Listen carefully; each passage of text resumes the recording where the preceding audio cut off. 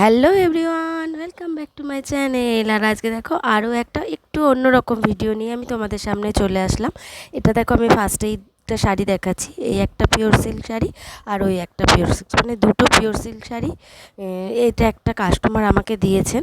তো এই শাড়িগুলো তিনি অনেক বছর পরে ফেলেছেন, তো সেই জন্য বলছে অনেক বছরের শাড়িগুলো পরে ফেলেছি, তো তুমি এই দুটো শাড়ি দিয়ে একটা শাড়ি করে দিও, আর দুটো শাড়ি মিলিয়ে মিশিয়ে একটা ব্লাউজ একটা কুর্তি এই সব বানিয়ে দিতে হবে।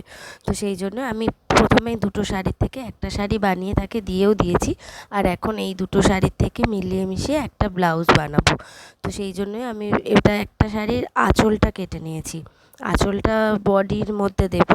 আর যে আর একটা শাড়ি দেখালাম টেম্পল পাড়, ওটা আমি হাতে দেব। তো এইরকম কম্বিনেশন করে বানাবো ভাবছি ব্লাউজটা। তো চলো দেখা যাক ব্লাউজটা কেমন হয়। আর আর আমি যখনই ব্লাউজ বানাই লাইলিন দেওয়া ব্লাউজ, তখন কিন্তু আমি ফার্স্টে লাইলিনগুলো কেটে নিই, কখনোই আসল কাপড়টা আগে কাটি না। তো সেই রকমই লাইলিনটা আগে কেটে নিয়েছিলাম, আর তারপরে আমি আসল কাপড়টা কেটে নিয়েছি। আর আমি ওই শাড়ি দুটো দিয়ে যে একটা শাড়ি বানিয়েছি সেটার ভিডিওর ক্লিপটা আমি তোমাদের সাথে শেয়ার করে দিচ্ছি ভিডিওর লাস্টে। আর এই শাড়িটার যে ব্লাউজটা বানাচ্ছি এটা পুরো আঁচলটা নিয়েছি। আর আরেকটা দিকটাও রয়ে গেছে, ওইটাও রেখে দিয়েছি, কি ওটা কুর্তিতে দিয়ে দেবো।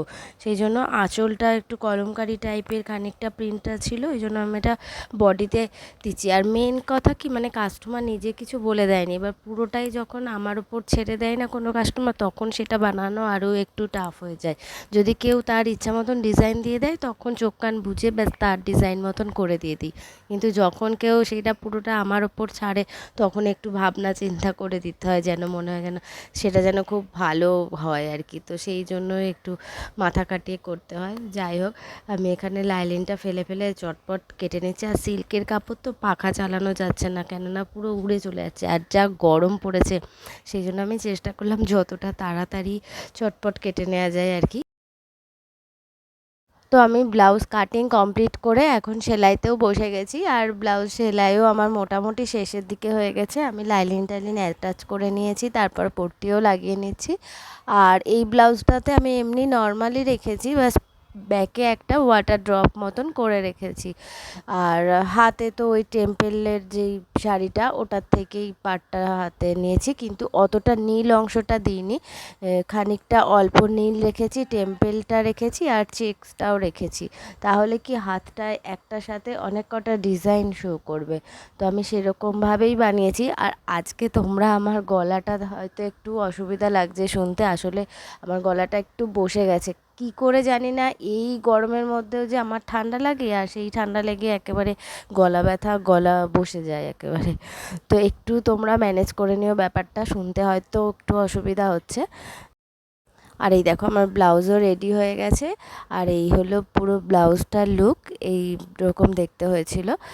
সামনে তো আমি ব্যাস চলি কাটি রেখেছি, আর হাতে যে বলছিলাম এই যে টেম্পল পাড়ের ওই চেক শাড়িটার থেকে নিয়েছি, তো সেই জন্য নীলটা বেশিটা রাখিনি, অল্পই রেখেছি, টেম্পল পাড়টাও রেখেছি, চেক্সের অংশটাও, আর ব্যাগটা এই যে এরকম ওয়াটার ড্রপ একটা দিয়ে দিয়েছি।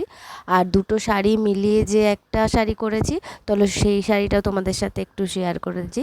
এই যে সেই শাড়িটা কতটা দেখাতে পাচ্ছি জানি না, তো এরকম হয়েছে, আঁচলের দিকটায় এটা রেখেছিলাম আর কুচিতে ওই শাড়িটা পরবে আর কি, মানে ওই খানিকটা হাফ হাফ টাইপের আর কি।